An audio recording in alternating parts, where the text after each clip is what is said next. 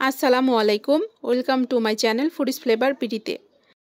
প্রায় 2 পাউন্ড ওজনের chocolate sponge কেকের দাম সহ চকলেট কেকের ক্রিম তৈরি এবং চকলেট স্পঞ্জ কেকটি ডেকোরেশন করে আজকে দেখাবো। তো আজকে চকলেট স্পঞ্জ কেকের ভিডিওটি যদি আপনাদের ভালো লাগে অবশ্যই আমার চ্যানেলটিকে সাবস্ক্রাইব করে দিবেন। যারা সাবস্ক্রাইব করেছেন তাদেরকে অসংখ্য ধন্যবাদ। তাহলে চলুন চকলেট ক্রিম তৈরি করার জন্য প্রথমেই চকলেটের গানাশটা তৈরি করে নেই। এখানে ব্লুবেলের ডার্ক চকলেটটি হাফ কাপ প্লাস 2 টেবিল চামচের মতো গ্রেট করে নিচ্ছি। আমি এখানে ব্লুবেলের ডার্ক চকলেট দিয়ে চকলেট গানাশ তৈরি করে নিব। এখানে আপনারা চাইলে অন্য যে কোনো ব্র্যান্ডের ডার্ক চকলেট দিয়ে চকলেট গানাশটা তৈরি করতে পারেন। এই তো এখানে ডার্ক চকলেট গ্রেট করে নেওয়া হয়ে গিয়েছে। এখানে হাফ কাপ প্লাস 2 টেবিল চামচ পরিমাণ মতো ডার্ক চকলেট নিয়েছি। আর দিয়ে দিলাম 2 টেবিল চামচ পরিমাণ মতো কর্নফ্লাওয়ার। এখানে ট্রপিক্যাল হুইপ ক্রিমের প্যাকেটটি আমি ঝাঁকিয়ে নিলাম, এরপর সিজার দিয়ে মুখটি কেটে ফেলবো। ক্রিমটি প্যাকেট থেকে একটি এয়ারটাইট বক্সে ঢেলে নিলাম। আর অন্যদিকে ক্রিম তৈরি করার জন্য এখানে 1 কাপ প্লাস 3 টেবিল চামচ পরিমাণ মতো ট্রপিক্যাল হুইপিং ক্রিম একটি মিক্সিং বলে ঢেলে নিলাম। এয়ারটাইট বক্সে রাখা ক্রিমটি ফ্রিজে রেখে দিব।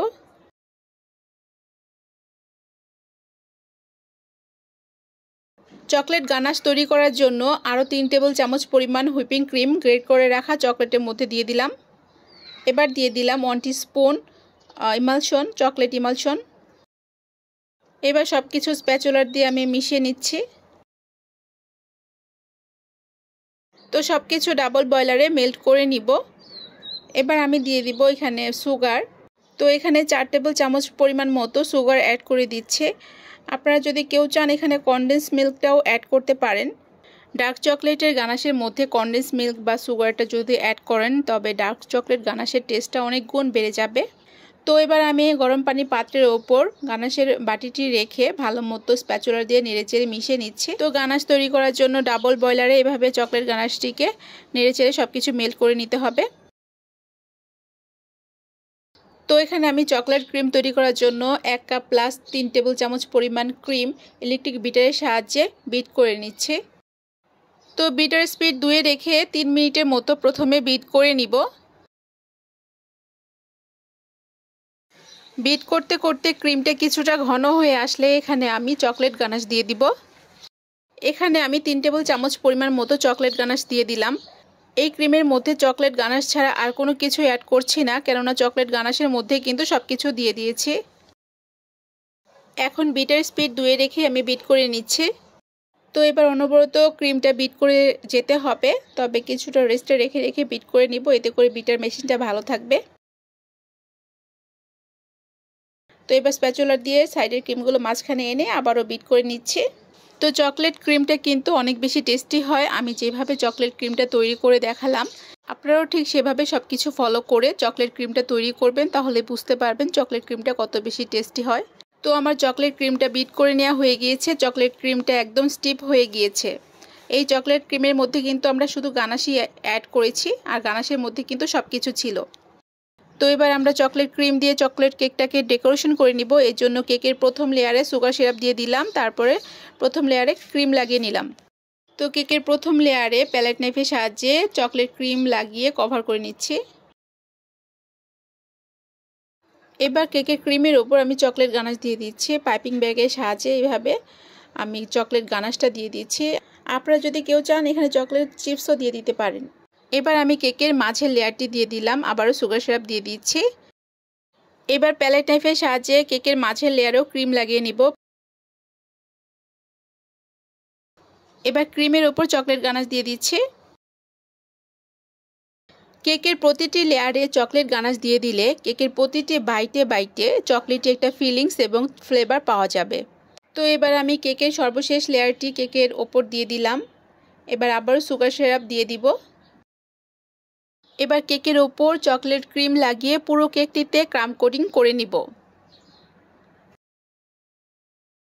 প্যালেট নাইফের সাহায্যে কেকের উপরের দিকে সারফেসে ক্রিম লাগিয়ে নিচ্ছি এবং কেকের নিচের দিকেও ক্রিম লাগিয়ে নিচ্ছি। তো কেকে ক্রিম লাগিয়ে নেওয়ার সাথে সাথে কেকের দাম সম্পর্কে কিছু কথা আপনাদের সাথে শেয়ার করছি। কেকটার ওজন ছিল প্রায় 2 পাউন্ডের কাছাকাছি, 900 গ্রাম। 2 পাউন্ডের থেকে কয়েক গ্রাম কম ছিল।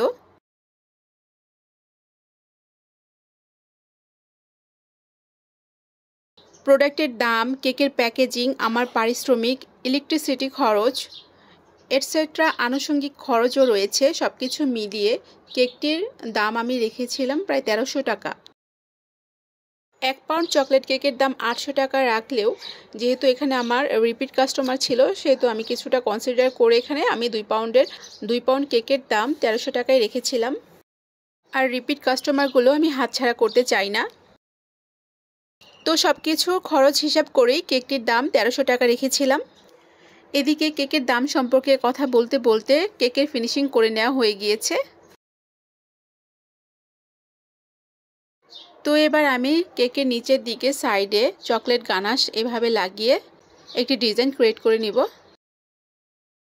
আপনারা দেখেই বুঝতে পারছেন কিভাবে চকলেট গানাশটি কেকের সাইডে লাগিয়ে নিচ্ছে।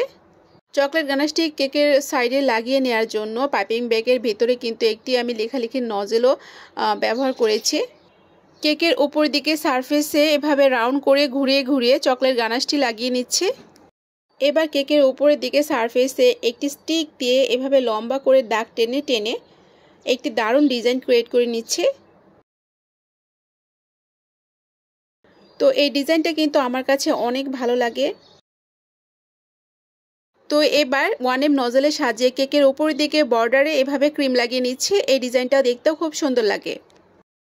তো ভিউয়ার্স, কেকের দাম সহ চকলেট স্পঞ্জ কেকের ক্রিম তৈরি করে দেখিয়েছি, কেকের দাম সম্পর্কে আলোচনা করেছি এবং চকলেট স্পঞ্জ কেকটি সুন্দর করে ডেকোরেশন করে দেখিয়েছি। তো আমার আজকের এই ভিডিওটি নিশ্চয়ই আপনাদের খুব ভালো লেগেছে। ভালো লাগলে সবাই আমার চ্যানেলটিকে সাবস্ক্রাইব করে দিবেন। তো এখানে কেকটির ওজন এসেছে 900 গ্রাম। তো আজকের মতো এখানেই বিদায় নিচ্ছে। আল্লাহ হাফেজ।